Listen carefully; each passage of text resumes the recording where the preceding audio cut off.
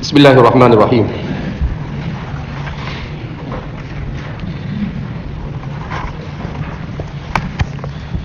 امام مسلم کی اس کتاب کے بارے میں اس کے شرائط کو ذکر کیا گیا، لیکن ان شرائط کی رعایت کرتے ہوئے آپ نے اپنی اس کتاب کو مرتب کیا ہے. اب اس سلسلے میں دو باتیں رہ جاتی ہیں، ایک ہے منہج مسلم اور دوسرا ہے شروحات اور حواشی مسلم. منہج امام مسلم. امام مسلم کا منہج اپنی اس کتاب میں یہ ہے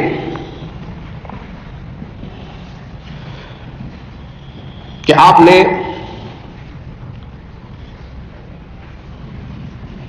بہت ہی خوبصورت اور مرتب انداز میں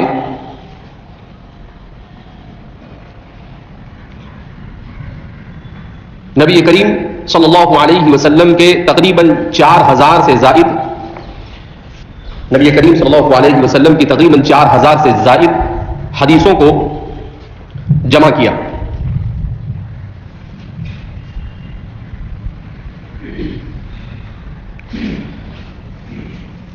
اس کتاب میں سب سے پہلے مقدمہ ہے جس میں احادیث مبارکہ کی قسمیں ذکر کی ہے.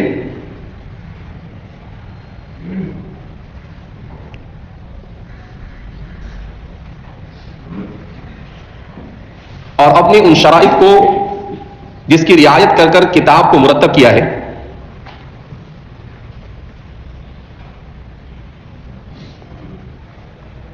اسی طرح بعض روات کے حالات کو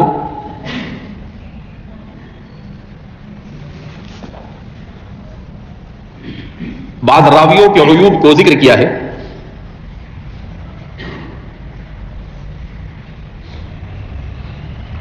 نبی کریم صلی اللہ علیہ وسلم کی جانب کذب کو منسوب کرنا، اس کی حرمت کو ذکر کیا ہے.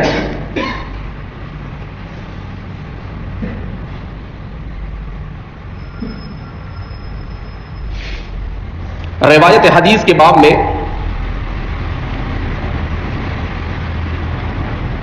احتیاط کی وصیت اور نصیحت کی ہے.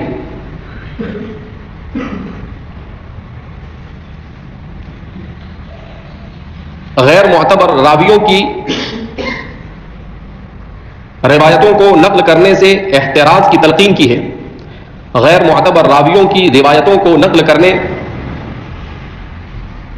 سے احتراز کی تلقین کی ہے.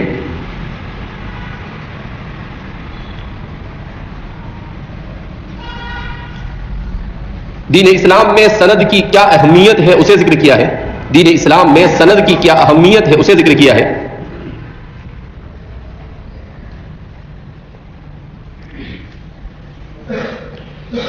اور حدیث معنعن کے سلسلے میں اپنے موقف کو تفصیل کے ساتھ مدلل بیان کیا ہے. حدیث معنعن کے سلسلے میں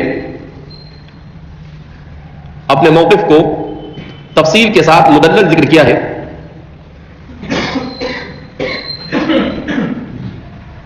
اور جو لوگ لقاء کو ضروری قرار دیتے ہیں ان پر رد کیا ہے، اور جو لوگ لقاء کو ضروری قرار دیتے ہیں ان کا رد کیا ہے.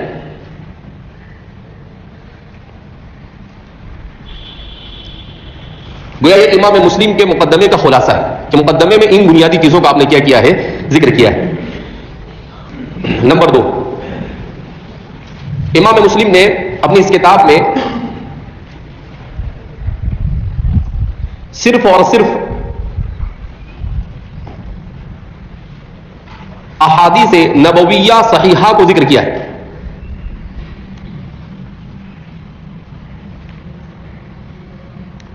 اقوال صحابہ اور تابعین کے فتاوی کو شاذ و نادر بیان کیا ہے.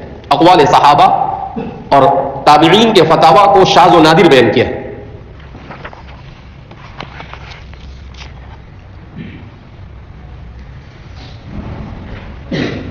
نمبر 3، امام مسلم نے کتاب کی ترتیب میں ایسا اسلوب اختیار کیا ہے جو فقہ کو بھی شامل ہے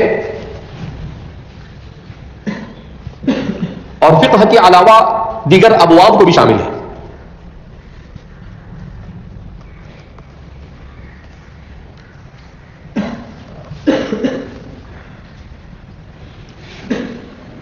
نمبر 4، امام مسلم کے کتاب کی ترتیب کچھ اس طرح ہے.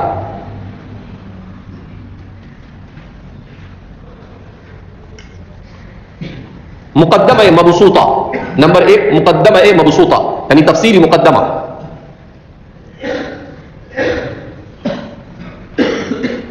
اس کے بعد کتاب الایمان،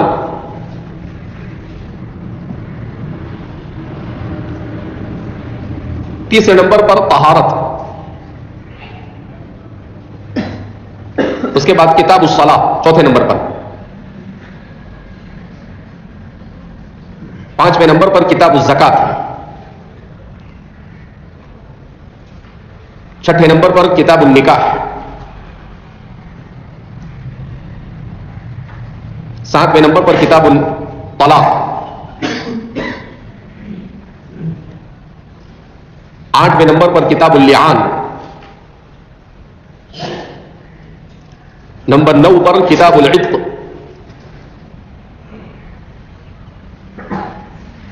10ویں نمبر پر کتاب البیوع.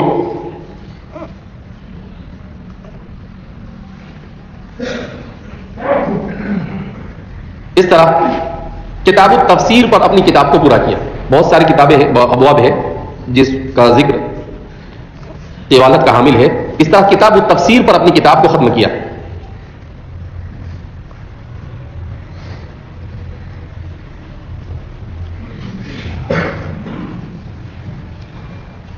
نمبر 5،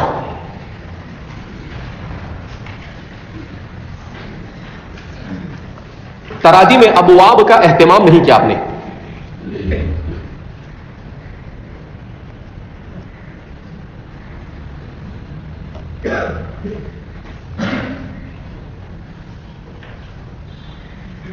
اسی لیے مسلم شریف میں جو ابواب ہے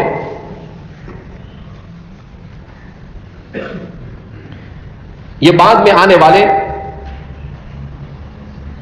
شارحین کی جانب سے.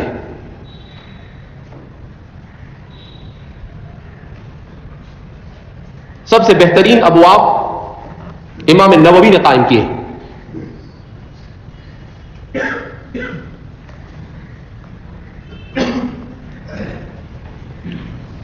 نمبر 6، امام مسلم کا امتیاز یہ ہے کہ کسی بھی موضوع سے متعلق اکثر احادیث صحیحہ کو ایک ہی جگہ جمع کر دیتے ہیں. کسی بھی موضوع سے متعلق اکثر احادیث صحیحہ کو ایک ہی جگہ جمع کر دیتے ہیں.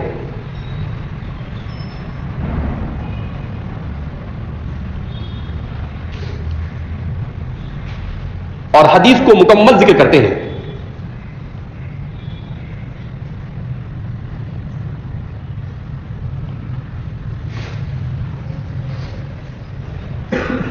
حدیث کو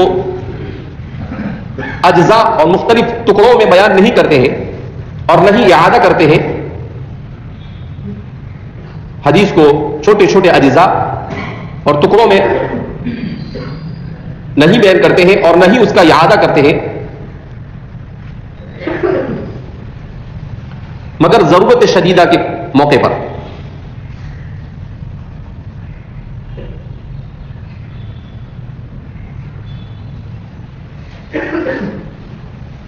امام بخاری احادیث کو کہیں مکمل ذکر کرتے ہیں، کہیں پر حدیث کا ایک جز ذکر کر دیتے ہیں، پھر حدیث کا دوسرا جز جہاں پر اس کی ضرورت ہو وہاں ذکر کرتے ہیں.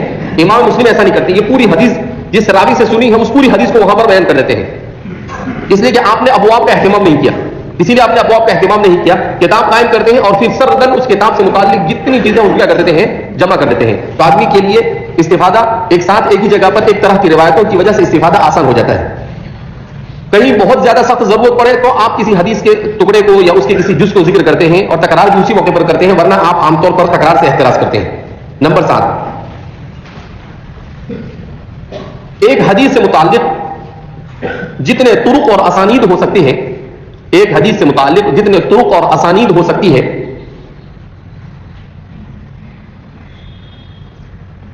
ان سب کو ایک ہی جگہ پر ذکر کر دیتے ہیں.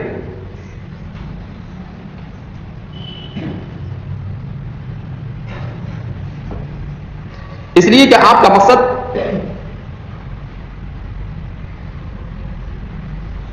احکام اور فقہ کو بیان کرنا نہیں, بلکہ احادیث صحیحہ کی جمع. اس لیے کہ آپ کا مقصد احکام اور فقہ کو بیان کرنا نہیں, بلکہ احادیث کو ایک جگہ جمع کرنا ہے. کیا مطلب؟ امام مسلم کیا کرتے ہیں کہ جیسے انما الاعمال بالنیات, اب اس کے جتنے طرق ہو سکتے ہیں صحیحہ, تو اس حدیث کے تمام طرق صحیحہ اور ان کی اسانید سے انہوں نے جن جن مشائخ سے سنا ہے ان سب کو ایک ہی جگہ پر ذکر کر دیتے ہیں. تو آدمی کے لیے ایک ہی جگہ پر مختلف طرق اور مختلف اسانید سے احادیث کا استیعاب انسان کے لیے کیا ہو جاتا ہے, آسان ہو جاتا ہے. نمبر 8, امام مسلم راویوں کے الفاظ کے ضبط کرنے کا بڑا اہتمام کرتے ہیں. امام مسلم راویوں کے الفاظ کو ضبط کرنے کا بڑا اہتمام کرتے ہیں.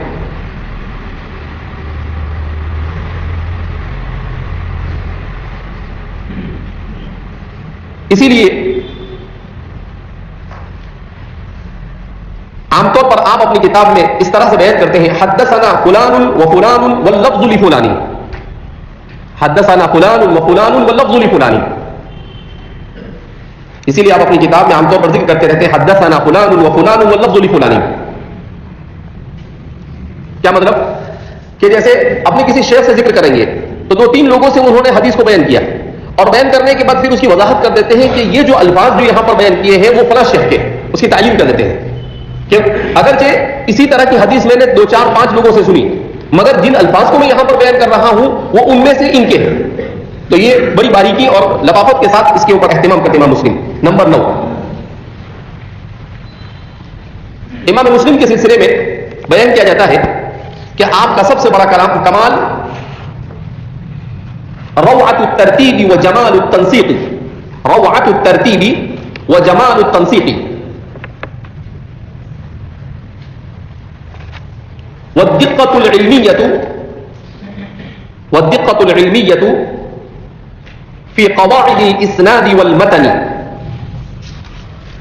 في قواعد الإسناد والمتن. کہ امام مسلم نے بہت ہی حسین اور جمیل انداز میں اور خوبصورت انداز میں اپنی کتاب کو مرتب کیا ہے,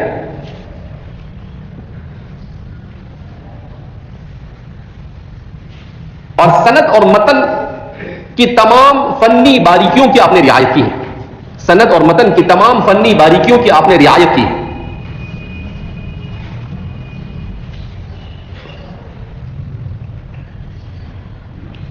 اسی لیے کسی شاعر نے عربی زبان میں اسے اس طرح بیان کیا ہے, نازع قوم فی البخاری و مسلم لدی, نازع قوم فی البخاری و مسلم لدی فقالوا أي ذين يقدم, فقالوا أي ذين يقدم, فقلت لقد فاق البخاري صحة, فقلت لقد فاق البخاري صحة كما فاق في حسن الصناعة مسلم, كما فاق في حسن الصناعة مسلم, فقلت لقد فاق البخاري صحة كما فاق في حسن الصناعة مسلم. شاعر کہتا ہے کہ کچھ لوگ میرے سامنے جھگڑنے لگے کہ مسلم اور بخاری میں کس کو فوقیت اور اولویت حاصل ہے. تو شاعر کہتا ہے میں نے کہا کہ صحت کے اعتبار سے امام بخاری کو فوقیت حاصل ہے اور حسن ترتیب کے اعتبار سے امام مسلم کو فوقیت حاصل ہے. تو دونوں کا اپنا ایک امتیازی وصف ہے. حسن ترتیب بھی کوئی معمولی چیز نہیں. اب میں سوچتا ہوں کہ حسن ترتیب کیا ہے؟ حسن ترتیب بھی انسان کے علمی ذوق کی نشاندہی کرتا ہے. حسن ترتیب کا مطلب ہے کہ اچھے ڈھنگ سے رکھ دیا ایسے ہی. اچھے ڈھنگ سے کب رکھے گا؟ جب اچھے ڈھنگ سے یاد کیا ہوگا, جب اچھے ڈھنگ سے سمجھا ہوگا. تو اس سے یہ مطلب نہیں ہے کہ ان کی صحت میں کوئی کمی ہے. ہاں, اس میں کوئی شک نہیں کہ امام بخاری کی شرائط چونکہ امام مسلم کے مقابلے میں زیادہ سخت ہے, لہذا اس بنا پر اس کے مقابلے میں فرق ہے. لیکن کتنا فرق ہے؟ 19-20 کا, 50-50 کا فرق نہیں. اگر امام بخاری 20 ہے تو امام مسلم 19-19.5 ہے, اس سے زیادہ فرق نہیں. تو اس لیے صحت میں, لیکن حسن ترتیب میں یہ امام مسلم کو کیا ہے؟ فوقیت حاصل ہے. اسی طریقے سے امام مسلم کے منہج میں آخری کی ذکر کی جاتی ہے نمبر 10. امام مسلم نے مشاہیر کی روایت کو ذکر نہیں کیا.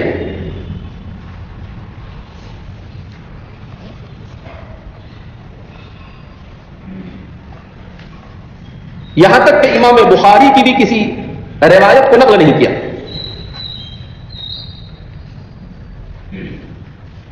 باوجود کہ آپ امام بخاری کو اپنا استاد تسلیم کرتے تھے, باوجود کہ آپ امام بخاری کو اپنے استاد اور شیخ تسلیم کرتے تھے.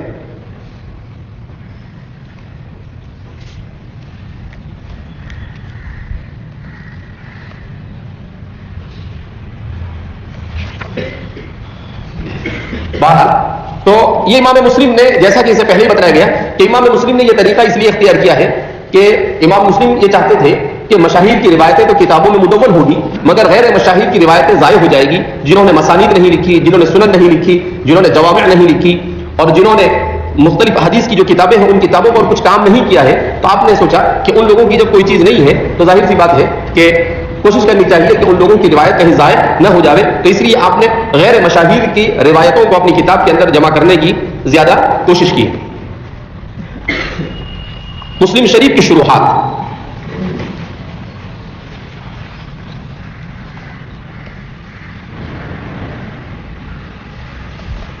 مسلم شریف چونکہ حدیث کی ایک اہم ترین کتاب ہے,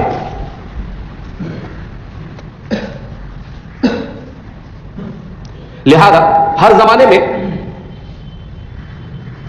علماء نے اس کتاب کی خدمت کو اپنے لیے باعث شرف سمجھا.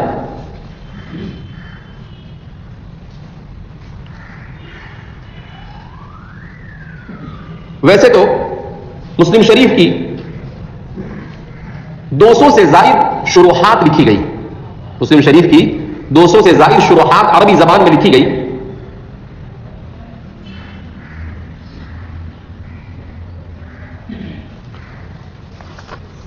جن میں سے بعض یہ ہے. نمبر 1, اکمال المعلم فی شرح صحیح مسلم. اکمال المعلم فی شرح صحیح مسلم.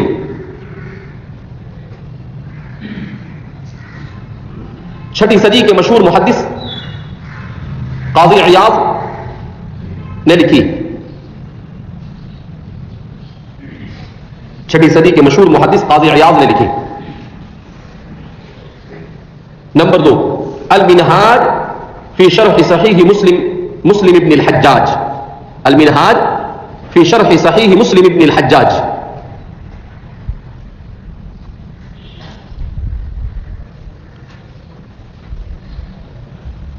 شرف الدین یحییٰ النووی کی. شرف الدین یحییٰ النووی کی.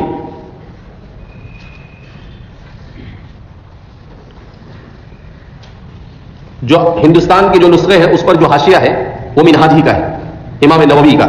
یہ مسلم شریف کی سب سے جامع اور مختصر شرح مانی جاتی ہے, جس میں امام نووی نے احادیث کے اوپر ہر ناحیے سے کلام کرنے کی کوشش کی ہے.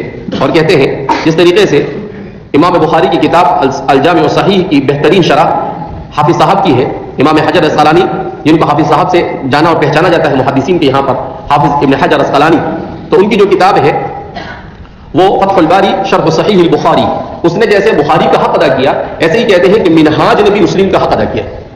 منہاج نے بھی مسلم کا حق ادا کیا ہے. امام نووی عجوبہ روزگار اپنے زمانے کی ایک حیرت انگیز انسان تھے. شیخ عبد الفتاح ابو غدار رحمہ اللہ نے آپ کا تذکرہ کیا ہے العلماء العذاب الذین آثروا العلم علی الزواج. یہ کتاب لکھی انہوں نے العلماء العذاب الذین آثروا العلم علی الزواج. وہ بڑے بڑے علماء کنارہ کشی اختیار کرنے والے علماء جنہوں نے علم کو شادی پر ترجیح دی. لوگ عجیب عجیب موضوع اٹھا کر لکھتے ہیں. شیخ عبد الفتاح ابو غدار نے حیرت انگیز موضوع اٹھایا, اب تک کسی نے نہیں لکھا تھا اس پر. تو تقریباً 500-700 صفحے کی کتاب ہے جس میں آپ نے کئی لوگوں کو ذکر کیا, جس میں امام نووی بھی ہے. امام نووی بھی ان لوگوں میں سے ہے الذین آثروا العلم علی الزواج, جنہوں نے علم کو ترجیح دی شادی پر. یعنی کسی عورت سے شادی کرنے کے بجائے انہوں نے کتابوں سے شادیاں کی. امام مسلم کے بارے میں آتا ہے کہ امام مسلم جو ہے یہ ایسے علم میں مگن رہتے تھے کہ ان کے بال ایسے بڑے بڑے ہو جاتے تھے, لوگ بولتے تھے کہ بھیا کٹانے کا کچھ لے گا کہ نہیں, اب تو زبردستی بیٹھ کے کیا کرتے تھے, کٹاتے تھے. اور امام مسلم خود, امام نووی خود فرماتے ہیں ما ذاق ظہری طعم الارض, کہ میری پیٹھ نے زمین کا مزہ نہیں چکھا.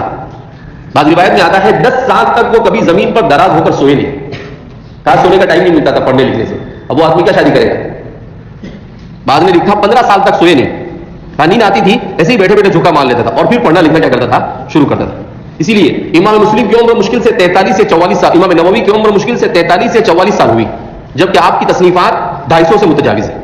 اور عمر کتنی ہوئی, کتنی عمر ہوئی, 43 سال. جس عمر میں لوگ لکھنا شروع کرتے اس عمر میں لکھ کے فارغ ہو کے چلے بھی گئے. ان کی کتاب المجموع 70 جلدوں میں ہے فقہ کی. کتنی جلدوں میں, 70 جلدوں میں المجموع فی الفتاوی.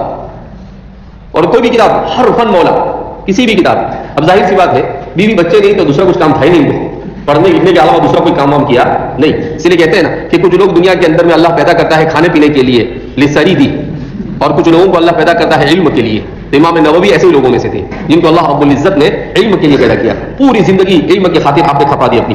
فجزاہ اللہ عن امت محمد خیر الجزا فی الدارین. نمبر 3 اکمال المعلم للابی. اکمال المعلم اوپر جو تھی وہ بھی قاضی عیاض کی تھی, اور یہ دوسری ہے اکمال المعلم. یہ اصل میں اکمال المعلم سے مشہور نہیں ہے, یہ مشہور ہے شرح الابی للمسلم. زیادہ نہیں, اسی 15-20 جلدوں میں ہے. تو مصنف اسی سے مشہور ہو گیا الابی سے. عبداللہ بن محمد اس کے شارح ہے, عبداللہ بن محمد الدشتانی الابی.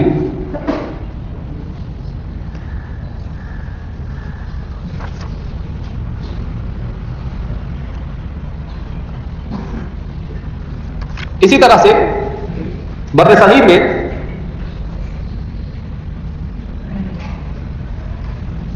اردو زبان میں بھی شرح صحیح مسلم پر بڑا کام ہوا ہے. بہت ساری شروحات وہ ہے جو بر صغیر میں عربی میں لکھی گئی, اور بہت ساری شروحات وہ ہے اردو میں لکھی گئی. بہت ساری شروحات وہ ہے جو عربی میں زمانے میں لکھی گئی اور اردو میں بھی زمانے میں لکھی گئی. تو اس زمانے میں آخری 100-150 سال میں جو کتابیں لکھی گئی اس میں سب سے بہترین شرح ہے فتح الملہم شرح صحیح المسلم. فتح الملہم شرح صحیح مسلم, شیخ الاسلام علامہ شبیر احمد عثمانی کی.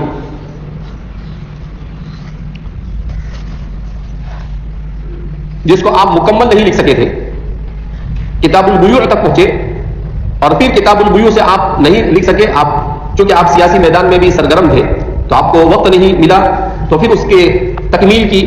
اور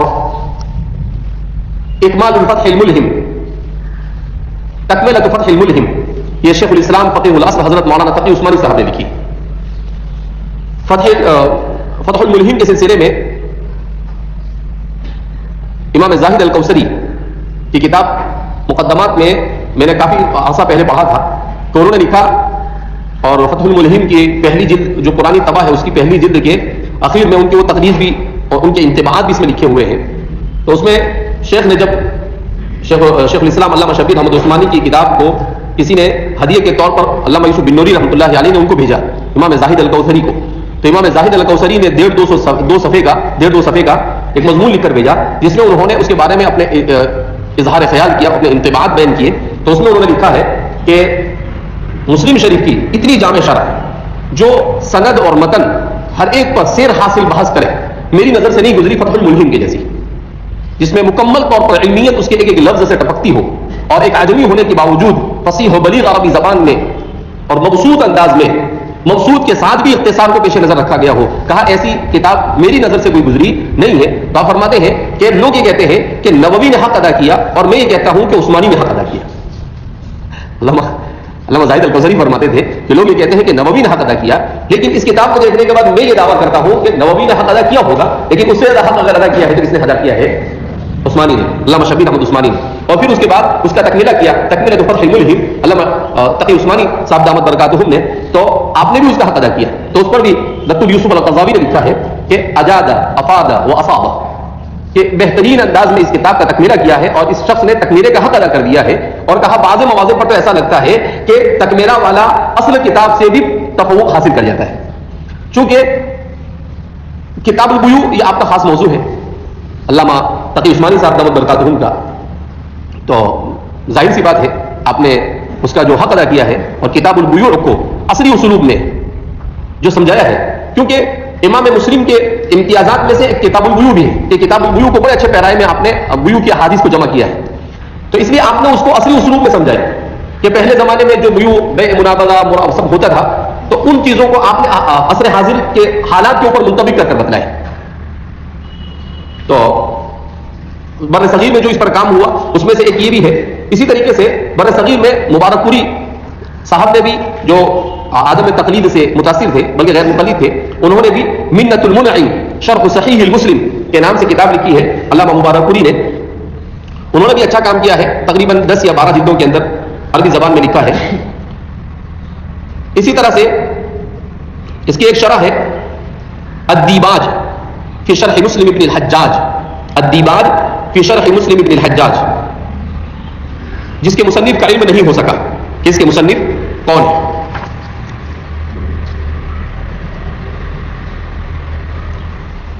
اور ہمارے اس آخری دور میں اس کی ایک شرح لکھی ہے علامہ آدم ایتھوپی نے، جو میں نے اس سے پہلے بھی آپ کو کہا تھا کہ تقریباً 40 سے زیادہ جلدوں میں ہے، 40-45 جلدوں میں. نام بھی اس بندے نے عجیب و غریب رکھا ہے، بڑا مشکل نام ہے،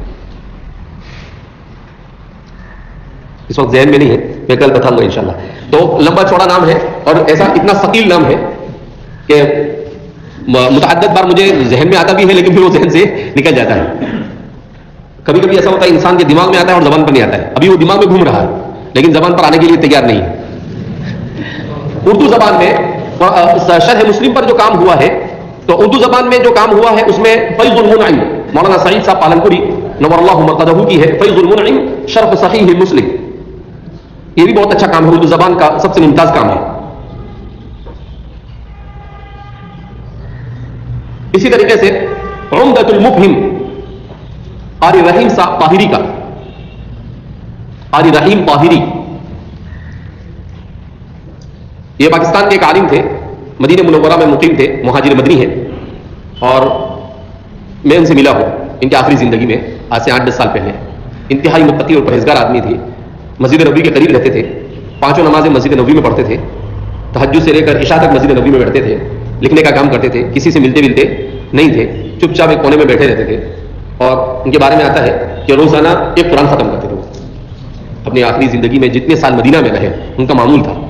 ان کی کتاب ہے فضائل قرآن، تقریباً 1500-1700 صفحے میں قرآن کریم کی فضائل سے متعلق جتنی چیزیں اردو زبان میں جمع کی. اسی طریقے سے عمدۃ المفہم بھی یہ انہوں نے لکھی ہے، مسلم کی شرح لکھی ہے، وہ اردو زبان میں بہت اچھا کام کیا، عمدۃ المفہم قاری رحیم صاحب. اسی طرح سے اردو زبان میں ایک کام ابھی آیا ہے، اس کے 2 جلدیں چھپی ہیں، شرح مسلم ہی کے نام سے چھپی ہے، شرح مسلم مولانا رفیع عثمانی صاحب کی، مولانا تقی عثمانی صاحب کے بڑے بھائی. کل ہی کی اطلاع ہے کہ وہ بہت سخت بیمار ہے، اللہ انہیں شفا کامل عاجلہ مستمرہ دائمہ کلیہ نصیب فرمائے. وہ بھی بڑا اچھا کام کیا ہے. وہ جو درس دیتے تھے مسلم کا، تو اس کو کسی نے نقل کر کر پھر مولانا نے اس پر نظر ثانی کر کر بہت اچھے انداز میں اس کو بھی، اس میں بھی 2 جلدوں میں آیا. اسی طریقے سے ایک بدعتی عالم ہے پاکستان کے، ان کا نام ہے علامہ غلام رسول سعیدی، علامہ غلام رسول سعیدی. انہوں نے بھی مسلم کی شرح لکھی ہے، اس کا نام بھی شرح مسلم ہی ہے. تقریباً 10 یا 12 جلدوں میں ہے، اور ایک ایک جلد 1200 1400 صفحے کی. مسلم شریف پر اگرچہ بدعتی ہے مگر وہ متشدد بدعتی نہیں ہے، معتدل بدعتی ہے. اور اپنی اس کتاب میں اکابر دیوبند کا تذکرہ کرتے ہیں، جہاں پر ان کو ان کی رائے سے اتفاق ہے تو وہاں پر اتفاق کرتے ہیں، جہاں پر اختلاف ہے وہاں پر اختلاف کرتے ہیں دلائل کے ساتھ. تو کبھی کبھی ان کی چیزوں کو میں پڑھتا ہوں تو مجھے قرآن کریم کی تفسیر بھی لکھی ہے، انہوں نے 2 تفسیر قرآن کریم کی لکھی ہے، بخاری شریف کی شرح لکھی ہے، وہ بھی تقریباً 20 سے 25 جلدوں میں ہے، ایک ایک جلد 1200 صفحے کی، اور بھی کافی کام کیا انہوں نے. غالباً ابھی بھی حیات ہے غلام رسول سعیدی صاحب. تو جامعہ نعیمیہ کوئی مدرسہ ہے وہاں پر کراچی میں، اس میں استاد حدیث اور استاد تفسیر ہے، لیکن کہیں کہیں پر اپنا گل برابر کھلاتے ہو. جلالین پڑھاتا تھا تو جلالین کے دوران اس کو دیکھتا تھا، تو میں نے دیکھا کئی جگہ پر کہ جہاں پر وسیلہ اور ایسی چیزیں آتی ہے جہاں ہمارے بدعتیوں کا ہمارا ان کے ساتھ اختلاف آتا ہے. تو لیکن یہ بات ہے کہ بدعتیوں کے یہاں پر جو بہت جیسے قبروں کے اوپر جانا، اس پر چادر چڑھانا، اور کیا کہتے ہیں ان کے سال میں عرس کیا بولتے ہیں، عرس عرس پتہ نہیں کیا ہوتا ہے، وہ ہوتا ہے، وہ ان سب چیزوں کے منکر ہو، ان چیزوں کو مانتے نہیں ہیں. اس کے علاوہ لیکن جہاں چھوٹی موٹی چیزیں ہیں ان چیزوں میں جب وہاں پر مولانا تقی صاحب کا بھی بڑے ادب سے نام لیتے ہیں، اور جہاں پر مولانا تقی صاحب سے کسی مسئلے میں اختلاف ہے اس کو بھی دلائل کے ساتھ کیا کرتے ہیں، وہ بیان کرتے ہیں. بہرحال تو امام مسلم کے اس کتاب پر ویسے تو بہت کام ہوا، جیسا کہ میں نے کہا کہ 200 سے زائد صرف عربی زبان میں شروحات لکھی گئی، اردو زبان میں بھی 50 سے کم بھی ہوگی، 50 سے زیادہ ہی ہوگی اس پر جو شروحات لکھی گئی اس کی تعداد. مقدمہ مسلم پر بھی لوگوں نے مستقل کام کیا ہے، اس لیے کہ امام مسلم کا جو مقدمہ ہے یہ بہت مشہور ہے علم حدیث کے باب میں. آپ یوں سمجھیے کہ علم حدیث کے باب میں مصطلحات حدیث یا علوم الحدیث کی سب سے پہلی سیڑھی اور سب سے بنیادی اور اساسی کام امام مسلم نے کیا. اس کے بعد لوگوں نے آگے بڑھایا اس کو. تو قواعد حدیث ہے، مصطلحات الحدیث ہے، اسی طریقے سے علوم الحدیث ہے، اس کے بہت سارے مباحث کے لیے جو بنیاد فراہم کی ہے تو وہ بنیاد فراہم کرنے والے امام مسلم ہے. مقدمہ ابن الصلاح اگرچہ اس کو پہلی کتاب مانا جاتا ہے مگر انہوں نے زیادہ تر استفادہ کسی کیا امام مسلم سے. رام ہرمزی انہوں نے بھی ان کے بارے میں کہا جاتا ہے وہ مدون، لیکن ان سب کو اصل بنیاد فراہم کرنے والے تو یوں کہا جا سکتا ہے کہ مصطلحات حدیث، قواعد حدیث اور قواعد روایت اور قواعد متن حدیث کے اگر مدون کوئی ہے تو وہ امام مسلم ہے. اگرچہ لوگ ان کا اس حیثیت سے نام لیتے نہیں ہیں، لیکن میں سمجھتا ہوں کہ امام مسلم کا جو مقدمہ ہے یہ تدوین مصطلحات حدیث کا سب سے پہلا کام ہے جو آپ نے انجام دیا ہے. بہرحال یہ کیونکہ کتاب کے شروع ہونے سے پہلے مصنف اور مصنف اور جس علم کو پڑھ رہے ہیں ان سے واقف ہونا ضروری ہے، تو اس سے متعلق مقدمۃ الجیش کی طرح مقدمۃ العلم کی طور پر ان چیزوں کو ذکر کیا گیا.